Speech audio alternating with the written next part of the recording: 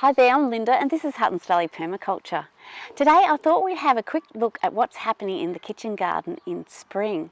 Also revisit some of the areas that I've done previous videos on, and I'll show you what construction job I've got planned.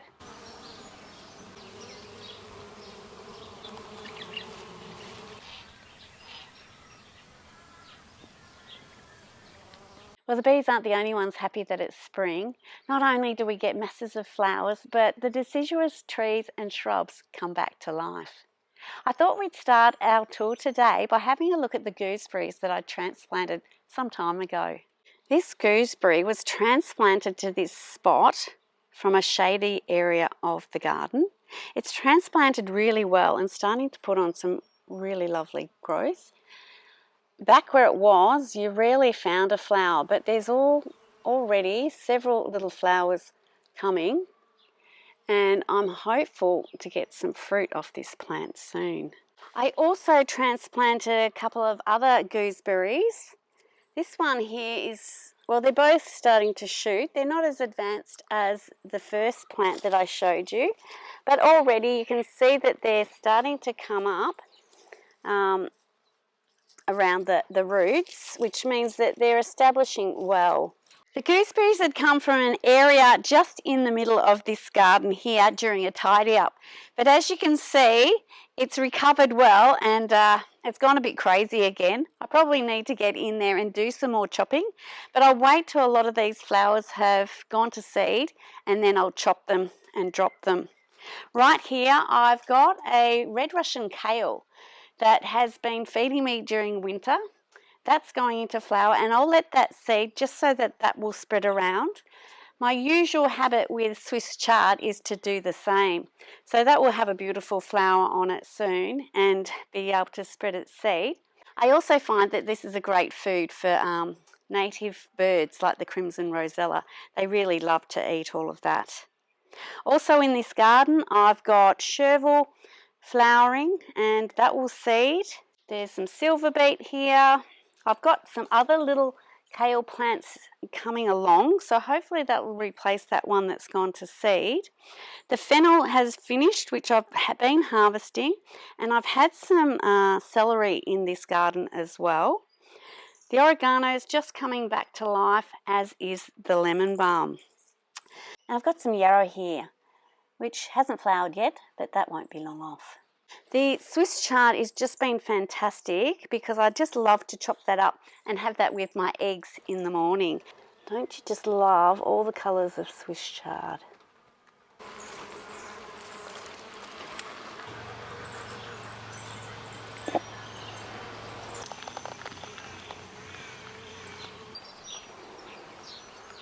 Other herbs I've got growing in this section next to my carport is some flat leaf parsley, but that will be going to seed soon. I have harvested and frozen some because I hate to run out of that for soups and stews and whatever other cooking you have going. Just here is my lime tree. I had heaps of limes off this already. I have harvested them all now because they were ripened, and I've put them into the freezer to use down the track.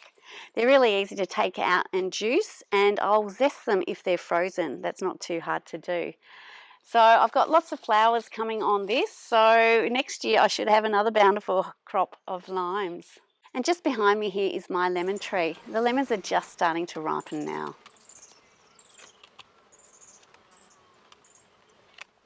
Also in my herb garden, I've got thyme. It's starting to flower. This one here is a lemon thyme.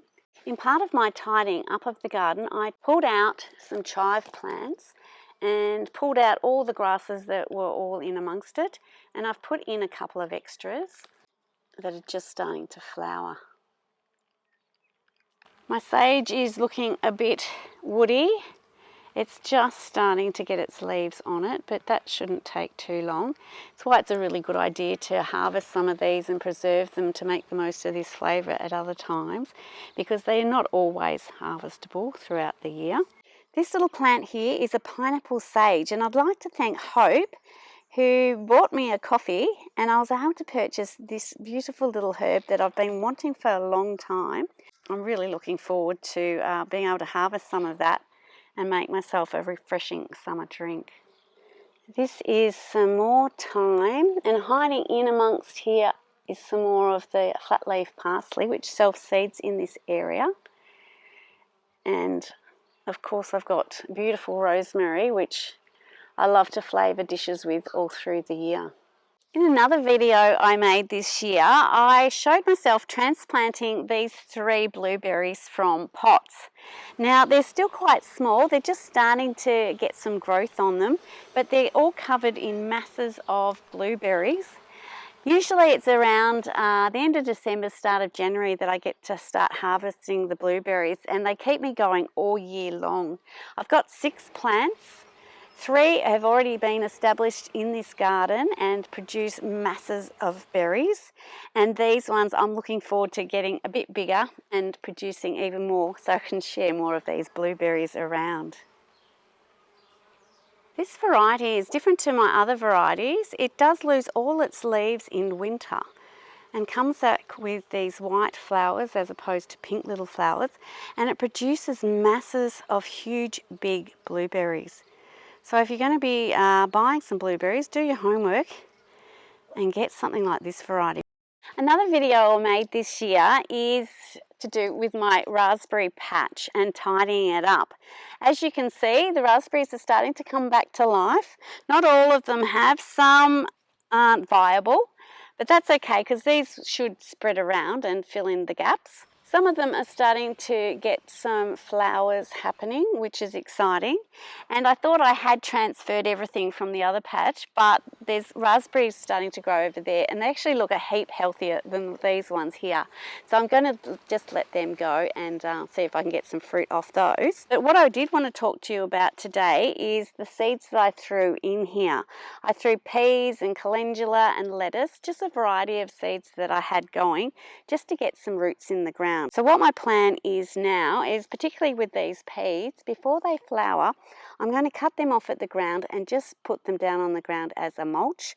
What that will do is put nitrogen on top of the soil for the soil organisms, but it also releases the nitrogen these plants have stored in the soil in their roots. Usually that nitrogen would help them form flowers and form the seeds and the pods.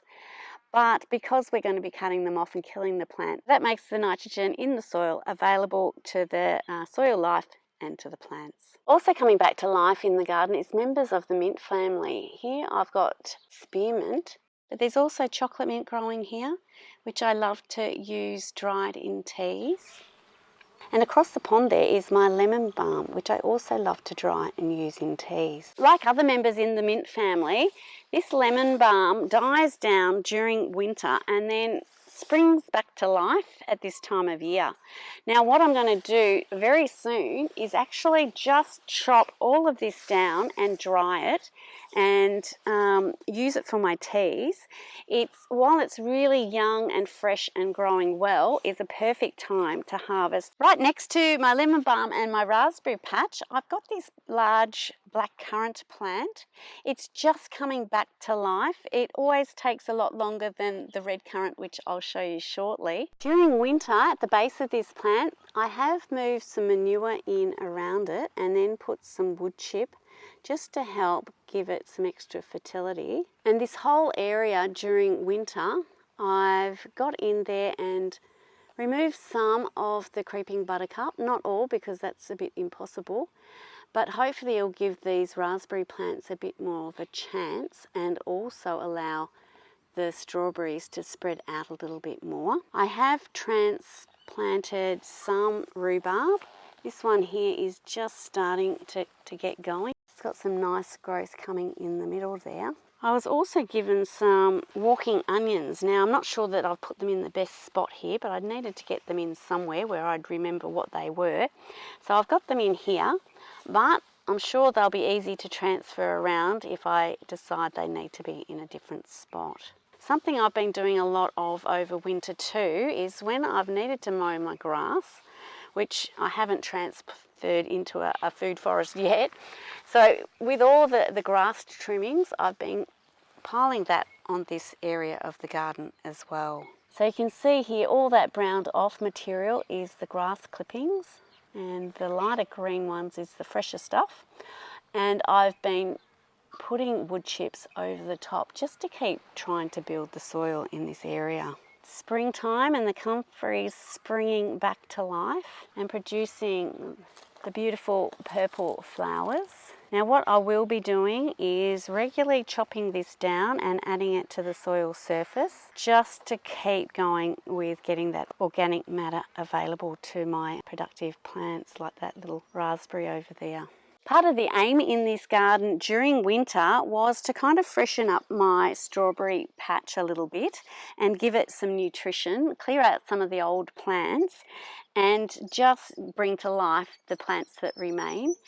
It is a really productive strawberry space usually, so I wanted to continue that way. So I've really put in some work. Being its third season, I felt that was necessary just to produce really great strawberries. So in areas like here, I've cleared out some plants to give it all a bit of space.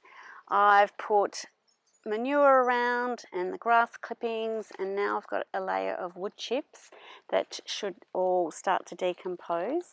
But already I've got some lovely flowers and some strawberries starting to appear.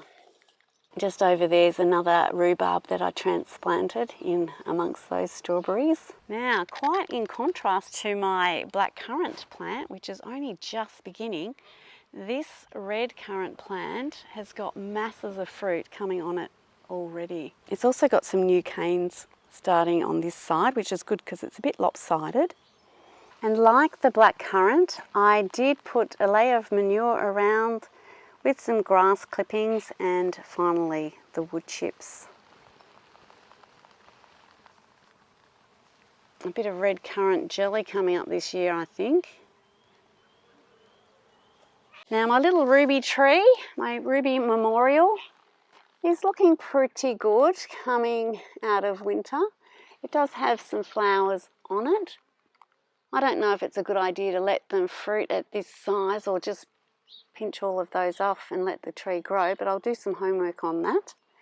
Around my little ruby memorial, I've got some sweet alyssum, calendula. I threw in some pea seeds, a bit like the raspberry patch. And I've got some zinnias, but there's something eating all my zinnia seedlings, and I'll be lucky if I get any flowering, I think. The other citrus tree in this area is my mandarin tree, which has had some small mandarin fruits, and there's still a couple left on this tree, but it's got some really good growth on it and lots of flowers coming already. This massive vine is actually my boysenberry patch. Boysenberries are very prickly, and if I'd known how prickly they were, I mightn't have put it in. But it produces amazing fruit in amazing quantities. So it's really a wonderful plant to have. They all seem to come at once too, which means you can harvest it all and get it in the freezer or get it processed into jams and then forget about it again. Also in my kitchen garden, I've got two apple trees. This one is a crisp pink, and I've also got a John of Gold. This one I haven't had a lot of fruit off just yet, but it is getting lots of beautiful flowers with bees on them. So I'm really hopeful if I get this covered this year, I might get a decent amount of fruit from it. This one is my John of Gold tree, which gave an abundance of fruit last year, and I made a video on the harvest. But this year, it seems like there's just a lot of leaf coming out. And I did do a bit of pruning, so who knows, maybe I stuffed it up. Pruning is something I'm still kind of learning. But there seems to be more leaf and no flowers coming at this point. Not only do I love my kitchen garden as it feeds me really well, but it actually acts as a plant nursery also. As I let a lot of plants go to seed, I find a lot of seedlings just growing on their own, so I can dig those up and transplant them. or I can just harvest the seeds. So what's really important to me is to continually add to the kitchen garden, get the diversity happening, and have another source of seeds and plants. Calendula is one of the plants that self seeds in this garden, so I've got no problems with that. California poppy is also another one that just spreads itself around, and you might have noticed all the borage, so I've got no problems with that one either. Next to this California poppy, I've got some hollyhock which I planted last year, and this one should flower this year. I believe they flower in their second year, so I'm looking forward to seeing some flowers from that. This one is a chrysanthemum seedling that seems to be going well. This is a cornflower that should be coming out shortly. And I've got another variety of the California poppy. This beautiful flower is a Pacific iris that I was lucky enough to be gifted, and I've got a few plants of those, and they flower really well at this time of year. I've put in a few little hollyhock seedlings this year. This one here I can't remember the name of, but it produces a big purple spike. I'll have to find the name of it. These are some more zinnias, but they're great food for critters, it seems, because I'm struggling to get them to take. Maybe I'll just throw some zinnia seeds in the ground and see if they can get themselves established like that. And I'm hoping to get this pretty little sweet alyssum started in this area too.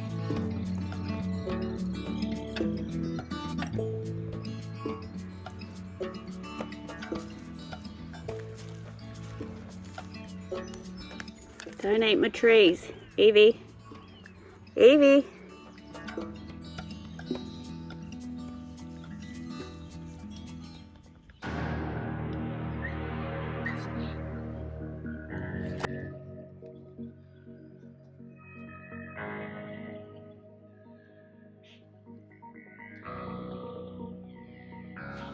That just went in my garage. I let them out earlier to have a wander around, and they enjoyed the kitchen garden while it was a bit cooler. But now that the sun's out and the conditions have really warmed up a bit, unfortunately this is where they'll stay, but I might just sneak out for a walk a bit later. Now that I've scared the snake away from this area, I'll tell you what's planned for here. With the help of my nephew Trent, who's here with me part-time, we're going to be digging out this section and building a retaining wall, but using the posts, we're going to make a trellis off this shed and grow some kiwi fruit. The retaining wall will create an edge to this garden. I'm finding it really challenging keeping the grasses at bay. Having an edge with a sleeper will do that well. So we've got the sleepers going along here with the posts coming right up. I'll have battens on the trellis which will help support the kiwi fruit while it grows. Now the kiwi fruit should shade this shed in summer, which gets really hot and uncomfortable. I'm hoping to also grow some passion fruit in this area, so I'll see if I can sneak in some more plants onto the trellis as well. Well, I'm pretty excited that my kitchen garden is finally coming back to life, and I hope you've enjoyed having a look around. I'll be sure to update you on how the trellis goes and getting the kiwi fruit into the ground. Thanks so much for watching. Bye for now.